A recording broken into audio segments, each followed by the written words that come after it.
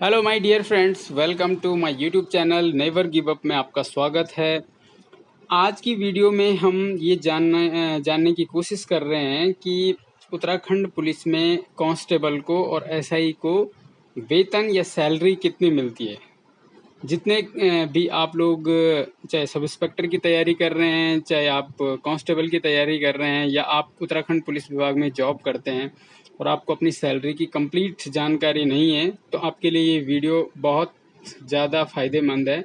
इसमें मैं आपको डिटेल में ये समझाने की कोशिश करूंगा कि किस प्रकार से और कितनी कितनी सैलरी 7th पे कमीशन में उत्तराखंड पुलिस विभाग में कांस्टेबल और एसआई को मिलती है। ठीक है, नए भर्ती को, अगर आप नए भर्ती हो रहे हैं, ठीक है, तो जितने भी आप लोग तैयारी कर रहे हैं पुलिस विभाग में, पुलिस की वर्दी पहनने का सपना देख रहे हैं, तो आपके लिए ये वीडियो बहुत ही फायदेमंद है। ठीक है, this video is going to be very fruitful for all of you who are going to join Uttarakhand police as constable और एसआई। ठीक है, तो ये मेरा फोटो है और ये फोटो उस समय का है जब मैं किसी वीआईपी ड्यूटी में तैनात था। और मैं इस जो सैलरी का आपको बता रहा हूँ, इसका आधार ये है कि मैं इससे पहले उत्तराखंड पुलिस विभाग के अकाउंट ब्रांच में लगभग 4 से 5 साल तक मैंने सेवा की है। ठीक है, अकाउंट ब्रांच का मुझे बहुत अच्छा नॉलेज है कि किस हिसाब से सैलरी बनती है, कैसे कैसे मिलता है। तो चलो वीडियो शुरू करते हैं। तो कांस्टेबल और एसआई को कितनी सैलरी मिलती है ये आपके लिए जानना जरूरी भी है, क्योंकि आप अगर तैयारी कर रहे हैं या आप ज्वाइन कर लेते हैं, आप ट्रेनिंग में चले गए, ठीक है, ट्रेनिंग में कितना मिलता है और उसके बाद कितना मिलता है, हर साल कितना बढ़ता है, ये सब चीजें हम आज की वीडियो में देख रहे हैं। उत्तराखंड पुलिस के वेतन भत्ते कांस्टेबल और सब इंस्पेक्टर का। ठीक है, तो चलो शुरू करते हैं। सबसे मेन जो चीज है वो ये है कि ट्रेनिंग पीरियड में कांस्टेबल और सब इंस्पेक्टर, एसआई मतलब सब इंस्पेक्टर, दोनों को जो है 3626 रुपये मिलता है। इसको स्टाइपेंड बोलते हैं। ठीक है, स्टाइपेंड देते हैं वो केवल, और मेरे ख्याल से ये थोड़ा सा बढ़ा दिया जाना चाहिए अब, क्योंकि वर्तमान में इससे इतना होता है कि आपका मतलब खर्चा मुश्किल से चल पाता है, तो कभी कभार घर से भी मंगा लेना पड़ता है। ठीक है, जिसमें से भी 100 रुपये तो कट जाता है जीआईएस का। ठीक है, जीआईएस होता है एक ग्रुप सेविंग स्कीम होती है, उसका कट जाता है। तो आपको 3500 रुपये के आसपास ही जो है ट्रेनिंग पीरियड में मिलता है। और ट्रेनिंग आपकी लगभग लगभग 10 महीने की होती है। 9 महीने की मेन ट्रेनिंग और 1 महीने की जीटीसी होती है वहाँ पे। ठीक है, तो 10 महीने तक आपको इतना ही जो है स्टाइपेंड मिलता है। हो सकता है इसको बढ़ा दिया जाए, लेकिन फिलहाल ये इतना ही है। ठीक है, अब चलते हैं उसके बाद, जब आप ट्रेनिंग कंप्लीट कर लेते हैं और अंडर ट्रेनिंग में आ जाते हैं। अंडर ट्रेनिंग में आपको पूरा वेतन शुरू हो जाता था, पहले नहीं मिलता था, लेकिन अब कोर्ट का डिसीजन आया है तो तब से पूरा वेतन मिलता है। तो जब आप अंडर ट्रेनिंग मतलब सेवा में आ जाते हैं, नौकरी में आ जाते हैं ट्रेनिंग कंप्लीट करने के बाद, तब आपको कैसे वेतन मिलता है उसको समझते हैं जरा। ठीक है, तो सबसे पहले कांस्टेबल का वेतन समझा रहा हूँ, उसके बाद आपको सब इंस्पेक्टर का वेतन बताऊंगा। तो उत्तराखंड पुलिस विभाग में कांस्टेबल का जो सैलरी है वो 7th पे कमीशन, इन द 7th पे कमीशन का मतलब 7वां वेतन आयोग जो लग चुका है 2000 जनवरी 2016 से, उसमें क्या है, तो कांस्टेबल का जो लेवल रखा गया है उसमें लेवल है अब। ठीक है, पहले ग्रेड पे होता था ना, आपने सुना होगा ग्रेड पे, ग्रेड पे होता था पहले। ठीक है, तो पहले कांस्टेबल का ग्रेड पे कितना होता था, 2000 रुपए। ठीक है, उसके आधार पे बनता था, लेकिन अब लेवल है। तो कांस्टेबल का जो लेवल है वो लेवल 3 में रखा गया है। ठीक है, और अब हम समझते हैं कि उसकी वेतन कैसे कैसे बनती है कांस्टेबल की। अगर आप भर्ती हो गए तो आपका वेतन कैसे कैसे बनेगा, क्या क्या आपको मिलेगा। ठीक है, सो डिटेल में समझते हैं। तो ये मैं आपको बता ही दिया है कि लेवल क्या क्या है, इसलिए इसको मैं ऊपर कर देता हूँ। कांस्टेबल की सैलरी हम डिस्कस कर रहे हैं। सबसे पहले आपको बेसिक पे जो मिलेगा वो मिलता है 21,700। ठीक है, लेकिन ये नहीं कि वही आपकी वेतन है, ये आपका बेसिक पे होता है, इसको मूल वेतन बोलते हैं। ठीक है, उसमें डीए मिलता है आपको। डीए इस समय जो है 17% है। ये जो है एक साल में 2 बार क्या होता है, बढ़ता है डीए। ठीक है, और कितने परसेंट तक बढ़ जाता है, कम से कम 5 से 10% तक जो है बढ़ जाता है एक साल में 2 बार। ठीक है, एक बार जनवरी में और एक बार जुलाई में। तो इसमें आपकी सैलरी बढ़ती रहती है डीए के हिसाब से। तो ये अभी फिलहाल जो है 17% है, तो उसके हिसाब से इसका जो है 17%। ठीक है, इस ये जो आपका मूल वेतन होता है इसका होता है। अगर ये 20% हो तो इसका 20% हो जाएगा यहाँ पे। ठीक है, तो अगर आपका मूल वेतन 21,700 है, इसका आप 17% निकालेंगे तो वो हो जाएगा 3,689 रुपए। ठीक है, अगर ये बढ़ जाता है 20%, सरकार इसको बढ़ाती रहती है बीच बीच में, आपने देखा होगा। आजकल तो डीए को फ्रीज किया हुआ है, बंद किया हुआ है, मतलब इतने पे ही रखा हुआ है ना। उसके बाद आपको मिलता है फूड अलाउंस। फूड अलाउंस मिलता है आपको 1500 रुपए, ठीक है। वॉशिंग अलाउंस, ठीक है, वॉशिंग अलाउंस मिलता है आपको 150 रुपए। हिल अलाउंस मिलता है आपको 200 रुपए। ये कहीं कहीं पे बॉर्डर अलाउंस भी होता है, वो 1000 हो जाता है, लेकिन वो बॉर्डर के डिस्ट्रिक्ट में है, जैसे उत्तरकाशी हो गया, चमोली हो गया और पिथौरागढ़ में है, ठीक है, बॉर्डर में। वैसे जनरली 200 है। अब मिलता है आपको HRA, हाउस रेंट अलाउंस बोलते हैं इसको, ठीक है, मकान किराए भत्ता, अगर किराए में आप रहते हैं। अगर आप पे सरकारी आवास वहाँ सरकार आपको दे देती है, तो तब आपको ये नहीं मिलता है। तो ये आपको, अगर आप ग्रामीण परिवेश में रहते हैं, ठीक है, तो आपको 1800 तो मिलना ही मिलना है। हाँ, अगर आप डिस्ट्रिक्ट हेडक्वार्टर में हैं, जैसे किसी भी जिले के मुख्यालय में हैं, तो आप 2200 मिलेगा।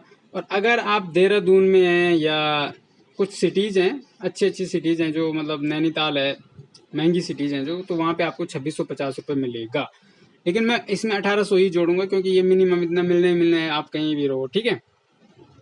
और ये मैं बताऊंगा कि ये कहाँ कहाँ पे जो है ज़्यादा मिलता है, ठीक है। व्हीकल अलाउंस, अगर आपका वाहन है, वाहन मतलब आपके पास मोटरसाइकिल है, इसको मोटरसाइकिल अलाउंस भी आप बोल सकते हैं। मोटरसाइकिल है तो आपका अपने नाम पे होनी चाहिए मोटरसाइकिल, और आपके पास ड्राइविंग लाइसेंस होना चाहिए, तो आप वहाँ पे जो है इसके लिए आवेदन कर सकते हैं। अगर आप किसी थाने या चौकी में तैनात है, ठीक है, तो आपको 1200 रुपये ये भी मिलेगा।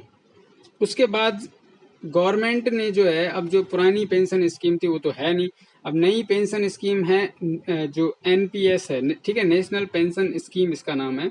ये गवर्नमेंट इसमें आपको 14% अपनी तरफ से देती है, ठीक है। आपका जो ये बेसिक पे होता है और डीए होता है, इस दोनों का 14% जो है सरकार आपको देती है। तो ये इन दोनों का 14% होता है। यहाँ पे जो आपके दोनों जुड़ के 25,389 हो जाता है, तो इसका 14% होता है 3,554 रुपये। ये भी सरकार आपको देती है आपके पेंशन खाते में, ठीक है। इस प्रकार से ग्रोस पे का मतलब कुल वेतन बनता है एक कांस्टेबल का जो नया ज्वाइन करता है, 33,793 रुपये।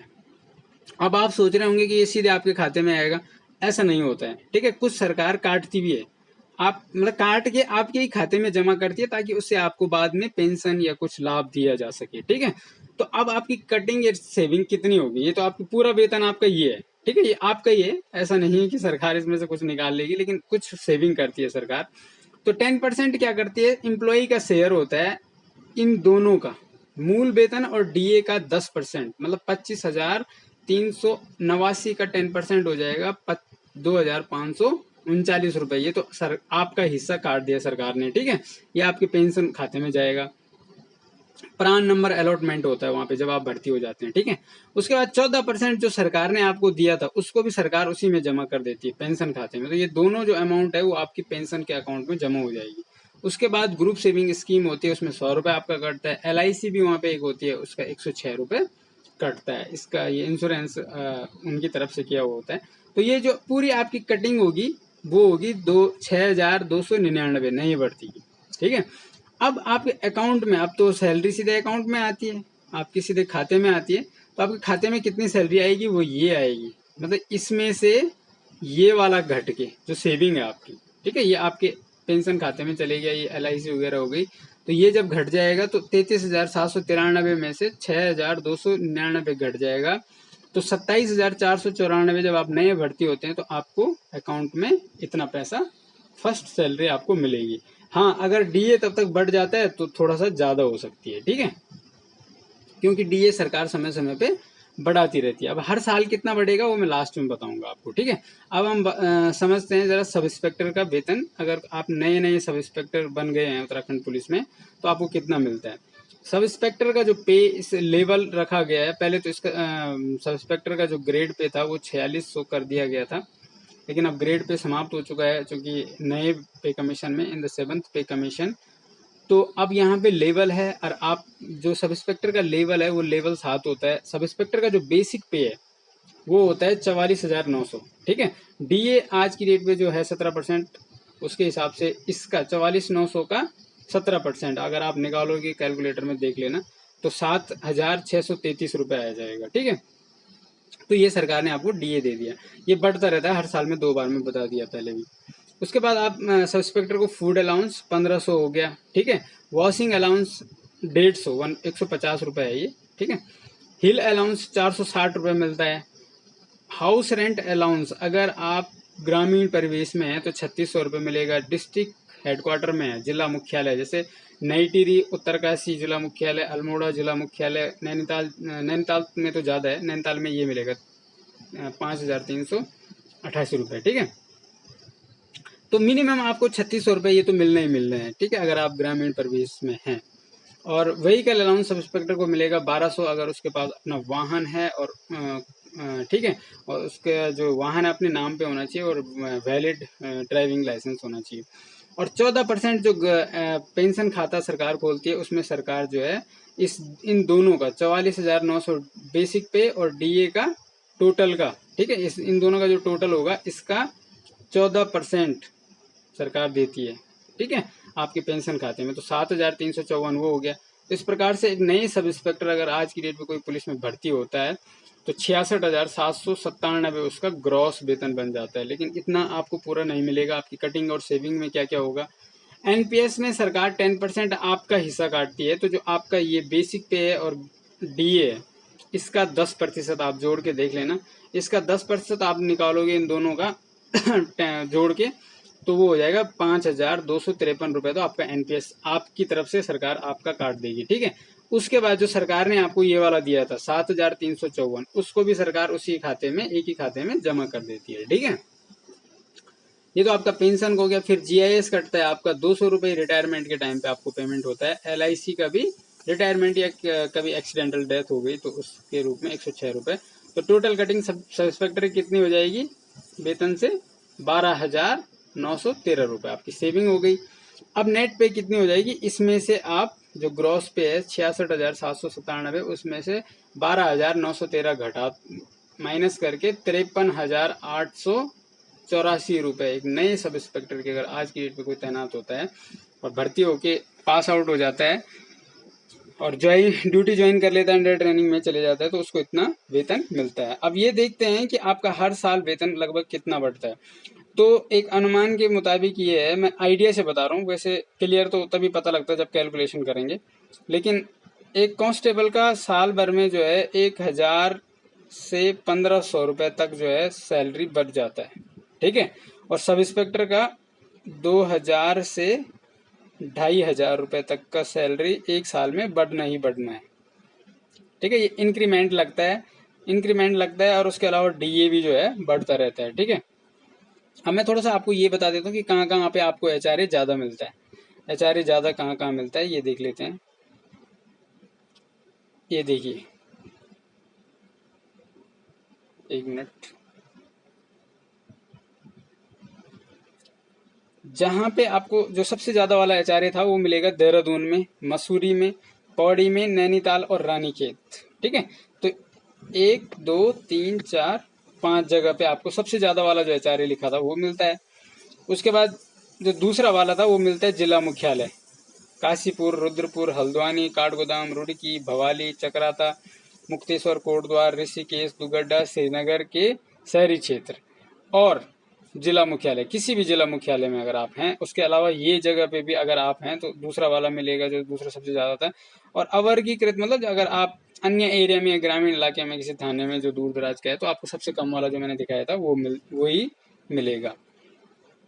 इसके अलावा मैं एक इम्पोर्टेंट चीज़ आपको ये बताना भूल गया कि अगर आप 8,000 फीट से अधिक की ऊंचाई पे ड्यूटी करते हैं, ठीक है, 8,000 फीट नहीं 9,000 फीट, सॉरी 9,000 फीट से अधिक की ऊंचाई पे आपकी ड्यूटी लगती है। सपोज गंगोत्री हो गया, यमुनोत्री हो गया, बद्रीनाथ और केदारनाथ में अगर आपकी ड्यूटी लग गई तो आपको मंथली 6,000 रुपये एक्स्ट्रा मिलता है वहाँ पे अलाउंस, ठीक है।